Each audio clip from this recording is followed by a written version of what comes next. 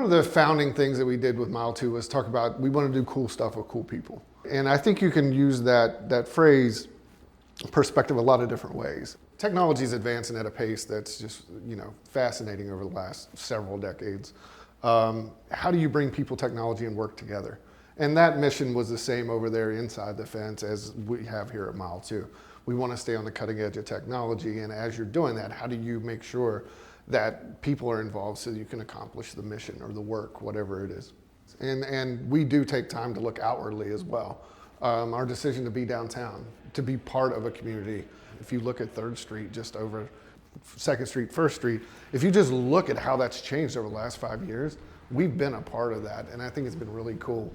I think the other thing is our team. Our team is very, very oriented about giving back to the community. So we have a monthly kind of ever-changing engagement strategy for how we're going to do those things. And I think it's just, for me, it's important to be a part of that so that you can understand and lift kind of everybody up.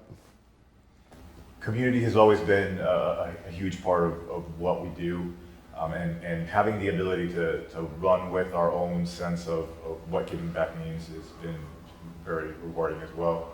I was involved in a lot of work downtown with Bicycles for All, working to empower people that needed transportation, as well as help people get fit and help kids just entertain themselves.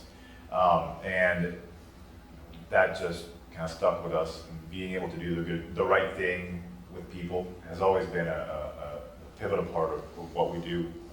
So I grew up in southern West Virginia, kind of very much in the coal fields. There were poor people and middle class people. That was kind of the whole representation from that structure.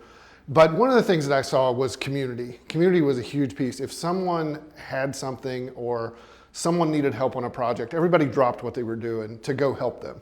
I saw multiple instances where my dad on his vacation or his weekend would go help the neighbors build their deck because he saw that they didn't have all the skills or understanding that they needed to be able to do that.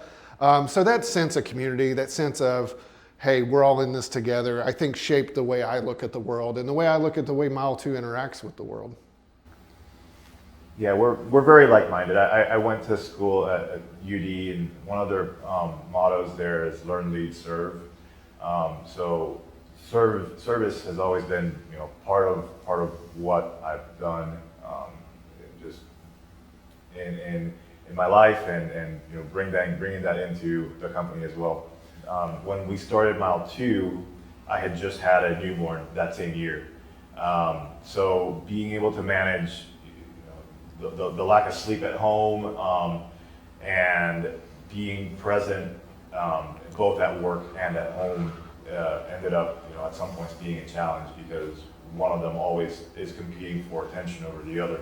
I think it's a good analogy. Having a company's like, especially a startup, is like having a newborn. The newborn drives your schedule. You don't decide when they're hungry or when they wake up or when they need your attention. You have to be highly adaptable, but still get the other things done during the day that you need to do. And very closely related to that is, you have to have some level of self-belief and understand that what you're doing is worthwhile, and actually believe that what you're doing is going to move something forward.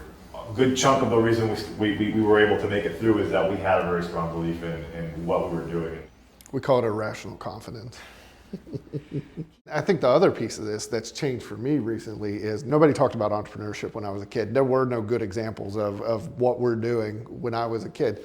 And my kids, and not only that, my kids' friends get to see that. I'll tell you a great story. It was, my daughter was here with 2 of her friends, and they were overlooking the shoulder of one of our female software developers, right? And the only reason that the female part is relevant is the girls were standing behind them and said, I don't think I could ever do what you do. And she turned around and she goes, be quiet, don't you ever say that. You can do any of this stuff. It's just software. It's just stuff that you got to practice and learn. And that was a role model that looked like them, right? That's the relevance of the gender piece. It was a role model that looked like them, and they kind of walked away and went, maybe I can do that, right? So just being able to crack that door to where she thought it was closed and having a representative within the company to be able to do that is just, for me, that's a huge impact and super cool. I'm Jorge Sanchez, and I'm an entrepreneur. I'm Jeff Graley, and I'm an entrepreneur.